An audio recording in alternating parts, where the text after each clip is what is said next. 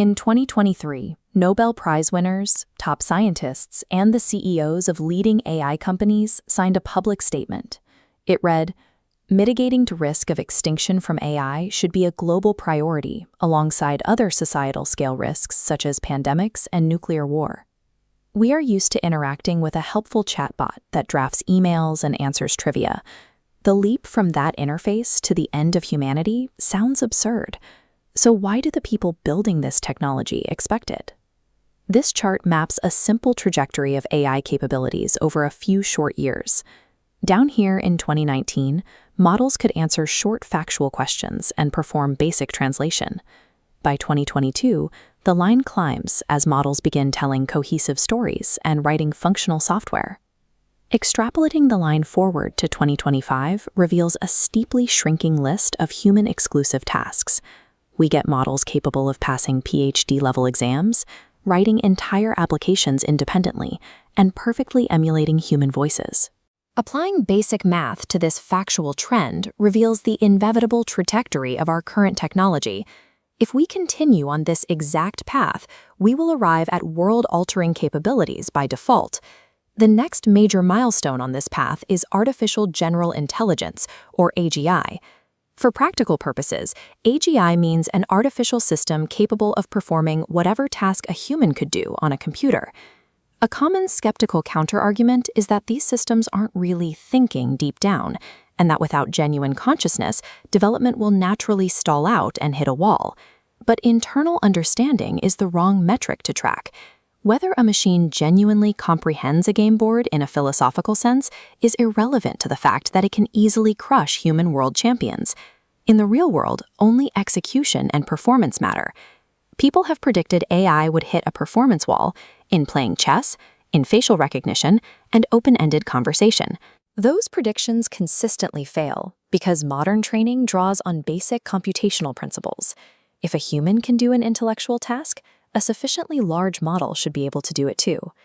Today, several of the most valuable corporations on Earth are spending tens of billions of dollars to ensure that computing power continues to scale. They are actively brute forcing their way past any remaining developmental limits. Looking back at our chart, the line curves sharply upward. This is the moment AIs design new AI systems without human assistance. This cycle, recursive self-improvement, is already happening. Models are generating training data, writing code, and designing efficient GPUs. As the system iterates, the compounding effect takes over. Every generation of AI designs a subsequent generation that is faster and more capable, which in turn discovers even better ways to improve itself. This won't require machines breaking out of servers or staging a hostile takeover. Humans will deliberately put these systems in the driver's seat to be relentlessly faster and cheaper. By delegating the research and engineering to the AI itself, we remove the slow, biological bottleneck of human researchers. Technological evolution shifts entirely to digital speed. The rapid result of that loop is artificial superintelligence, or ASI, an entity more capable than every human mind on Earth combined. A digital intelligence possesses massive structural advantages. It can read thousands of words in seconds. If it figures out a cognitive upgrade, it can instantly copy that updated code across a network of millions of other AIs running in parallel. There is no biological reason for these systems to halt their progress at the limits of the human brain. In specific domains where AI surpassed us years ago, like medical diagnostics, the models simply keep getting better.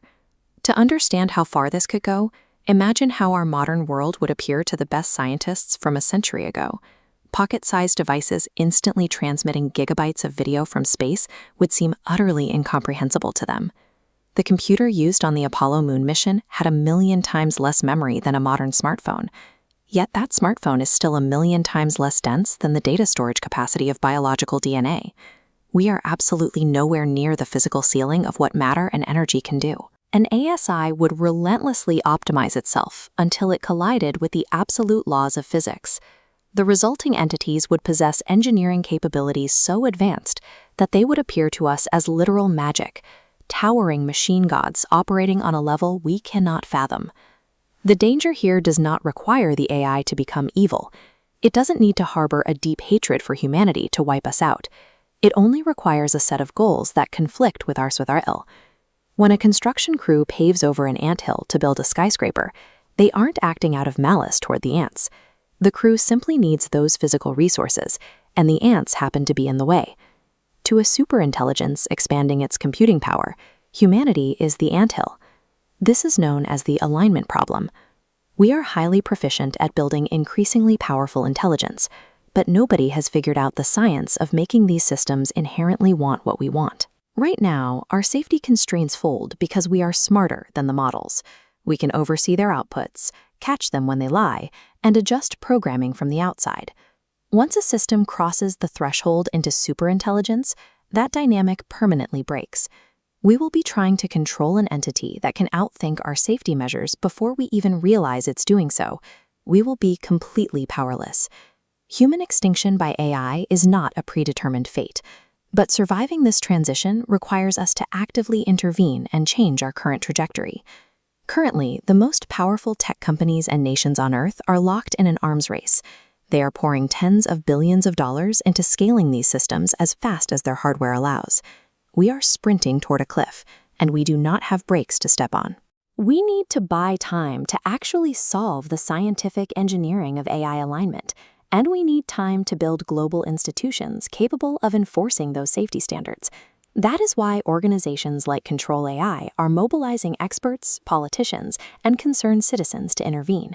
You can visit controlai.com and join the movement to ensure humanity remains in the driver's seat. The tools to build artificial superintelligence are arriving rapidly. The global institutions required to control it must be established first.